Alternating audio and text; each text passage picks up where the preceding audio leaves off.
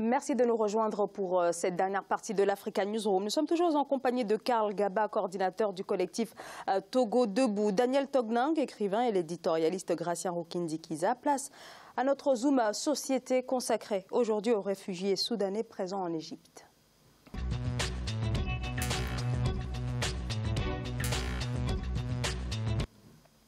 Près de la frontière avec le Soudan du Sud, dans les régions du Kordofan du Sud et du Nil Bleu, un conflit oublié. Et pourtant, il continue de faire des milliers de déplacés depuis 2011. Des rebelles sont en lutte contre le gouvernement de Khartoum, une guerre sans merci qui affecte notamment les régions des monts Nouba. Et sur place, des civils ont pu trouver refuge en Égypte. Ashley Duprat. Nousa Saber Sleman, lycéenne d'origine soudanaise, arrive au Caire en 2015 avec sa famille. Elle n'a qu'un seul objectif, poursuivre ses études pour aider les siens. La seule arme que je puisse avoir est l'éducation. La chose la plus importante pour moi est de continuer mes études pour pouvoir aider ma famille et être un modèle pour mes jeunes frères et sœurs. Nousa, sa fratrie et leur mère ont fui le mont Nouba. Indexée dans la région du Kordofan du Sud, cette zone montagneuse est le théâtre d'un conflit entre les autorités et les rebelles du mouvement de libération du peuple soudanais. Un périple dans lequel la famille Sleman a perdu son patriarche. Ainsi, pour subvenir aux besoins de la famille, la mère de Nousa exerce comme femme de ménage dans la capitale égyptienne. Alors pour soulager sa mère, après l'école, le temps est venu aux tâches ménagères pour Nousa. Je veux aider à subvenir aux besoins de ma mère et de mes frères et sœurs parce que personne d'autre ne peut le faire. Prochaine étape pour Nousa, obtenir son diplôme et poursuivre des études afin de devenir professeur. Un métier qu'elle envisage d'exercer au Soudan, sa patrie d'origine. Comme Nousa Saber Sleman, ils sont 13 000 réfugiés du continent subsaharien à être scolarisés dans les quelques 70 écoles communautaires dont dispose la ville du Caire. Donc une tentative d'insertion sociale par l'éducation, Gratien, mais dans l'ensemble, les réfugiés, notamment les réfugiés soudanais, vivent dans des conditions terribles en Égypte, et cela malgré un accord dit des 4 libertés qui leur donne quand même un certain nombre de droits. Oui, il y a toujours un problème des réfugiés quand ils sont chez les voisins. Le Soudan et l'Égypte, souvent, ce n'étaient pas des pays amis. Et même les réfugiés, certaines considérations des Soudanais qui sont en Égypte, ils ne sont pas bien accueillis. Et quels que soient les accords, en fait, des pouvoirs, en principe, peut avoir le pouvoir, mais en réalité, le pouvoir n'aime pas non plus les opposants ou les réfugiés, parce que qui dit réfugié c'est comme si c'était un opposant dans l'autre pays.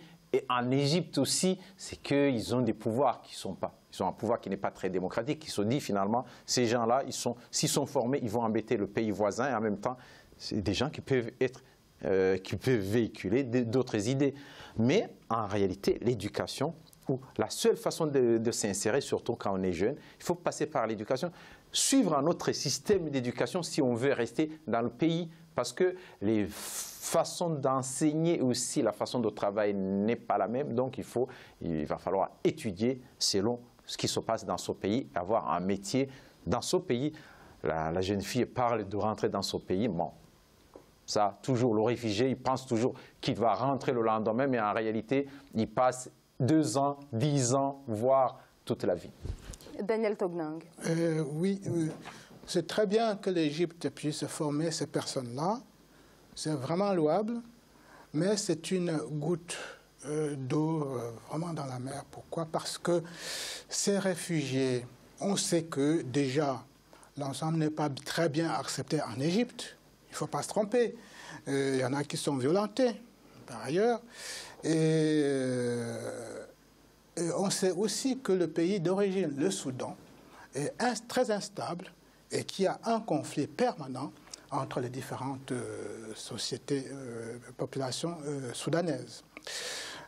J'ai envie quand même, pour cet aspect-là, dire que l'Égypte a bien fait, mais ça ne résout pas le problème fondamental qui est celui de la violence qu'on exerce sur ces réfugiés-là. L'esclavage, il y a des écrits qui mentionnent les violences en Égypte sur ces populations-là, et ça nous fait parler d'autres problèmes. C'est la même chose en Libye actuellement, et quand on voit d'autres qui sont en Algérie qu'on arrête, on ne sait pas s'ils seront expulsés ou pas. C'est le même problème. C'est le même problème. Et en dessous, la Mauritanie qui est toute proche, c'est l'ensemble de ces problèmes-là.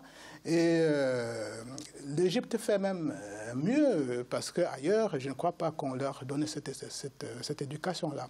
C'est un problème global. Et maintenant, c'est aux États africains subsahariens de revoir leur position par rapport à ces problèmes fondamentaux, à se reconsidérer, à voir comment ils sont regardés par les autres, et puis prendre leurs problèmes, les problèmes de leur population en charge, véritablement en charge, parce que c'est un gros problème.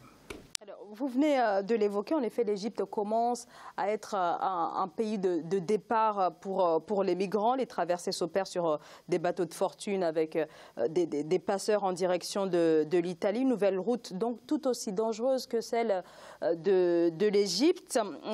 Karl Gaba, l'Afrique et notamment l'Union africaine demeurent impuissantes face à cette problématique. L'Union africaine est financée à 70% par des bailleurs étrangers, des institutions étrangères. Ils n'ont pas de fonds propres, les pays ne cotisent pas. Il y a vraiment, donc en gros, ils n'ont pas les moyens, ils ont des chefs qui se trouvent sur d'autres continents.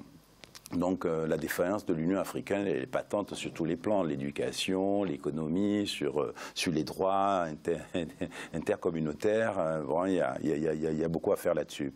Mais avant d'en arriver là, il faut vraiment que chaque pays puisse avoir accès à la démocratie. Il faut qu'il y ait de la bonne gouvernance. Et quand il y a bonne gouvernance, il y a beaucoup moins, il y a un contrôle de l'État. Quand il y a un contrôle de l'État, la corruption réduit un tout petit peu sa portée. Et quand il y a la corruption qui est réduite, on peut investir dans l'éducation, on peut investir dans la santé, on peut s'occuper de la population. Ça, c'est vraiment l'un des grands enjeux de l'Afrique, là où il y a une grande désertification, tout le monde quitte vraiment les zones rurales pour venir s'agglutiner dans les zones urbaines. Avec la mauvaise gouvernance, la corruption, nos dirigeants qui sont totalement focusés uniquement à amasser de l'argent et disons, à aller les placer dans les capitaux étrangers, ça c'est un vrai problème. Je vais vous prendre le cas du Togo. Faure Gnassingbé, il a un avion personnel, mais attendez, moi je trouve qu'il y a des compagnies privées qui existent, il peut prendre l'avion comme tout le monde en première classe, privatisé, mais son avion, il voyage pratiquement toutes les semaines. Ça coûte des milliers, des centaines de milliers de dollars. Et pour ça, au Togo, il n'y a pas d'école. Il n'y a pas d'hôpitaux. Et qu'est-ce qui se passe? Il y a la pauvreté. Et qu'est-ce qu'ils font les jeunes Togolais aujourd'hui? En plus de la dictature et en plus de la misère, ils sont obligés d'émigrer, de se sauver, d'essayer de traverser l'Atlantique. Un autre problème également, c'est, là je viens dans les cas de ces pays-là où il y a des guerres. Mais ces guerres-là, elles sont dues à quoi? C'est des conflits d'intérêts, c'est qu'on a des biens. Partout là où en Afrique il y a nos vraies richesses, il y a la guerre au Congo. Alors, pour ce qui est du Soudan et du Kordofan du Sud, Gratien, plusieurs séries de négociations ont eu lieu ces dernières semaines à Addis Abeba, mais visiblement, aucune solution n'a été trouvée, aucun accord de paix n'a pu être conclu pour cette région. On peut parler d'un véritable échec aussi, mais notamment du Soudan, mais aussi de la communauté internationale sur cette guerre qui prend place là depuis 2011. Oui, ça date de longtemps en fait, la communauté internationale a échoué. Il faut se demander si vraiment, est-ce qu'il y a, là où on a les casques bleus, s'il y a intervention des casques bleus, on n'a jamais vu de règlement de conflit. Pourquoi? Parce que c'est un enjeu de gros sous. Il y a beaucoup d'argent qui est investi. Même les Nations Unies, les fonctionnaires des Nations Unies en profitent parce qu'ils gagnent beaucoup d'argent dans les missions. Ce sont des missions dangereuses, donc avec beaucoup de primes. Ce qui fait que ça dure. Regardez par exemple au Congo, à Goma. Mais il y a 22 000 militaires de la MONUSCO. Ils font quoi? Rien, rien du tout. Mais ils sont toujours là, donc on ne va pas régler le conflit. Ce qui fait que même au Soudan, on n'a pas envie de régler le conflit. Et puis, pour le président soudanais, qu'est-ce qu'il gagne avec la paix? Pas grand-chose. Il n'a pas de pression, il a déjà... Maintenant, il commence à normaliser les relations avec l'Occident, avec le monde arabe, il reçoit de l'argent. Donc finalement, autant laisser la situation à l'état actuel, ce qui fait qu'on dirait même que c'est la communauté internationale qui instrumentalise les conflits et qui les entretient et qui les nourrit et qui empêche même que ces conflits soient réglés. Vous verrez en Afrique, les seuls conflits qui sont réglés sont des conflits qui sont réglés régionalement par les pays qui s'impliquent d'une façon régionale sans l'intervention des Nations Unies. Daniel Toglang, vous êtes d'accord avec cette analyse? Oui, mais c'est vrai. Mais comme il faut qu'il y ait le pauvre pour que le prince puisse donner de l'aumône, il faut qu'il y ait vraiment des guerres pour que les Nations Unies puissent intervenir et que les riches gagnent de l'argent. Et là, ça devrait faire réfléchir les pays africains qui, au lieu de s'occuper de la paix chez eux, du bien-être des populations, acceptent qu'on déstabilise les voisins, acceptent qu'on déstabilise telle tribu pour vraiment garder le pouvoir. Ça, ce sont des choses, je me demande s'ils ne comprennent pas ça très bien. Et puis, il y a aussi autre chose, c'est que moi, je ne comprends pas ces gens qui arrivent au pouvoir et plutôt que de s'occuper du pays, s'occuper du voisin, c'est lui qui veut aussi prendre le pouvoir. Jamais de débat contradictoire. C'est ça. Je ne veux pas t'écouter parce que vraiment ce que vous avez à dire n'est pas intéressant puisque je veux mon pouvoir. C'est ça le problème de l'Afrique. Et vous avez posé la question de savoir quel est le rôle de l'Union africaine. L'Union africaine. Oui. Que voulez-vous que l'Union africaine fasse? Et déjà, ces membres ne cotisent pas pour se donner une certaine autonomie financière et une autonomie d'action. Et puis, ils tendent toujours la main. Comment voulez-vous, celui qui tend toujours la main, celle qui est au-dessus a toujours le pouvoir. Donc, l'Union africaine n'a pas de pouvoir. Les jours où ils vont avoir une autonomie financière, qui pourront prendre leurs décisions et intervenir, donc, ils comprendront que, véritablement, l'Afrique peut faire beaucoup pour elle-même et pour les autres. Parce que si vous résolvez vos problèmes, si vous ne tendez plus pour la main, si vous tendez la main, c'est pour donner, donc c'est pour exiger et non pas pour recevoir. Voilà. Karl Gaba. Oui, parce que je voulais parler des exilés. Le président ghanéen n'intervient pas au Togo par hasard. Il intervient parce qu'il a une pression des exilés togolais sur le Ghana. Le Ghana est un pays prospère et à côté, il y a le Togo qui est une dictature infâme qui martyrise son peuple. Donc le peuple est en train de fuir pour aller vers le Ghana et il crée une certaine forme de déstabilisation. Et puis de deux, le Ghana est composé d'une partie du Togo qu'on appelle le Togo britannique. Donc il y a un tiers de nos frères qui habitent le Ghana. Donc pour ces questions de migration, d'exil et tout, etc., l'enjeu est très important parce que ça déstabilise un pays.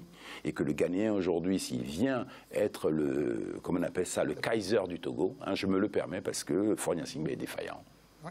Il faut que le voisin ghanéen qui parle anglais vienne dans son pays. En plus, Force n'est même pas présent aux négociations. Vous parlez de protocole, de manière d'organiser les événements. Non, là, ce n'est pas une question d'organiser des événements. C'est l'enjeu d'un pays. Et c'est le président voisin, hein, comme je dis, qui est le nouveau Kaiser du Togo, qui vient pour essayer de réconcilier. Mais il a un challenge qui est un challenge très difficile, parce que s'il ne résout pas ce problème-là, le Ghana sera déstabilisé. Merci. Il a intérêt à résoudre le problème du Togo, qui est que Faure doit démissionner, Faure doit partir, pour qu'on puisse avoir une transition qui va nous permettre un peu d'installer un état de droit, hein, de reformer l'État, hein, de reformer l'économie togolaise, et que la transition, elle a déjà connue au Togo en 92. Hein. Elle a été mise fin par le père de Faure Gnassingbé avec des chars d'assaut en attaquant le Haut Conseil le Haut Conseil de la République qui est issu de la conférence nationale. Donc c'est de la pure violence. Et cette pure violence, on va y mettre fin par la mobilisation du peuple. Merci beaucoup, Karl Gaba. Je rappelle que vous êtes coordinateur du mouvement Togo Debout et donc vous avez une marche ou un rassemblement qui se tient donc demain à 15h sur le parvis des droits de l'homme à Trocadéro à Paris.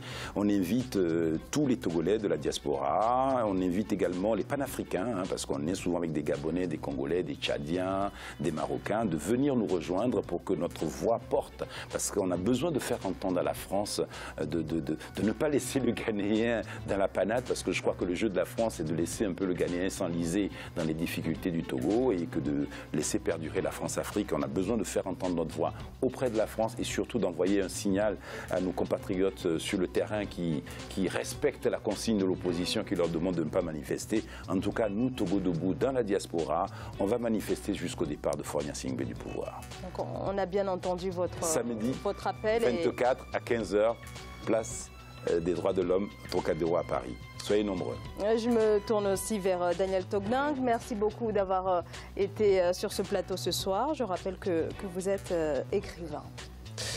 Grazien Okindikiza, merci pour vos précisions tout au long de cette émission. Merci Zahra, bonsoir à tous. Et merci à vous bien sûr de nous avoir suivis. À très bientôt dans l'Africa Newsroom. Très bonne soirée. Merci.